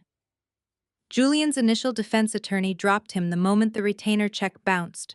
Julian was assigned a public defender who took one look at the certified forensic audit and immediately advised him to accept a plea deal. Julian tried to argue, tried to claim he was entitled to a portion of my commercial real estate empire, but the judge permanently stripped him of all marital assets, citing his severe financial fraud and active attempts to hide stolen capital. Furthermore, due to his documented flight risk and the malicious perjury he committed during the emergency custody hearing, the family court judge permanently revoked all of his parental rights. He was legally barred from ever contacting Leo again. Then came the criminal sentencing. I did not attend the hearing in federal court, but Calvin called me the moment the gavel fell. Standing before a federal judge, Julian looked nothing like the arrogant, powerful patriarch who had slammed his hand on my dining table. Stripped of his designer suits and his fabricated wealth, he was just a desperate, terrified man facing the full weight of his own actions. The judge handed down a sentence of 3 years in a federal penitentiary for felony fraud, perjury, and corporate embezzlement. As he was led out of the courtroom in handcuffs, there was absolutely no one sitting in the public gallery to cry for him. His mother was too busy fighting with her other son in a cramped apartment, and his mistress had vanished the second the lease on the luxury condo was terminated. The total annihilation of their family dynamic extended directly to Chloe and David. The civil suit my company filed against Chloe's luxury boutique was brutal and absolute. Because the business had been kept afloat entirely by the capital Julian had embezzled from my logistics firm, my corporate liquidators were granted full legal authority to seize her assets. Every designer handbag, every imported silk scarf, and every crystal display fixture was boxed up and auctioned off to recover my stolen funds. Chloe's business was legally dissolved, leaving her with nothing but mounting legal fees. But the true cost for Chloe was personal. David had spent his entire life playing the quiet background character to Julian's golden child routine. He had tolerated his mother's favoritism and his wife's superficial obsessions because he believed Julian was actually providing for them. When my legal team submitted the discovery documents for the civil suit, David read the internal emails between Chloe and Julian. I saw the undeniable written proof that his wife knew exactly where the money was coming from. Chloe had actively conspired with Julian to use fake vendor names to bypass my accounting department. She knew she was funding her glamorous Buckhead lifestyle with stolen money, making David an unwitting accomplice to federal fraud. That profound betrayal finally broke David. He realized his wife cared more about maintaining her wealthy country club image than she cared about his integrity or their marriage. Less than 48 hours after reading those emails, David officially filed for divorce. He packed his bags, left the cramped apartment, and cut all contact with both Chloe and his mother. Chloe's downfall was complete. Without David's income, without her boutique, and entirely blacklisted by the exact same affluent friends she had tried to impress, she was forced to move back into her parents' spare bedroom in a neighboring state. She was permanently exiled from the Atlanta high society circles she worshipped. Her name became synonymous with scandal and corporate theft. They had all worked together to try and tear me down, to take my money and my child. They had operated on the arrogant assumption that my grace and quiet demeanor meant I was weak. But the dust had finally settled and the board was completely cleared. They had lost their homes, their businesses, their freedom, and each other. I was the only one left standing, and I was holding all the keys. The toxic chapter of my life was officially closed, and the final phase of my victory was about to begin. 6 months after the final gavel fell in federal court, the sprawling suburban estate sat entirely empty. I drove out to the property on a quiet Tuesday morning, parking my BMW in the exact same circular driveway where Beatrice had once screamed at me. I unlocked the heavy oak front doors and stepped inside. The 6,000-square-foot mansion felt completely different, without the suffocating weight of performative wealth and racial microaggressions filling the air. It was just an empty shell of drywall and imported marble. For a brief moment, I considered simply selling the property. In the booming Atlanta real estate market, I could have liquidated the asset for a massive profit and completely washed my hands of the entire suburban zip code. But as I walked through the cavernous living room where Beatrice had hosted her fraudulent wine and cheese fundraiser, a much better idea took root in my mind. Selling the house would just transfer the property to another wealthy family seeking country club validation. I wanted to do something far more impactful. I wanted to take the very space that was used to belittle my roots and transform it into an engine of empowerment for women who came from the exact same background I did. I immediately contacted my corporate architectural team and an elite commercial contracting firm. We began a massive comprehensive renovation of the entire property. We tore up the pretentious marble floors and replaced them with warm, durable luxury vinyl designed for heavy foot traffic. We knocked down the restrictive interior walls to create expansive collaborative open spaces. I completely rebranded the property, establishing it under a new philanthropic branch of my corporate empire. I named it the Horizon Campus for Women. It was no longer going to be a hollow monument to Julian's fragile ego or Beatrice's desperate social climbing. It was officially registered as a state-of-the-art transitional housing and career training center specifically dedicated to single mothers of color in the greater Atlanta area.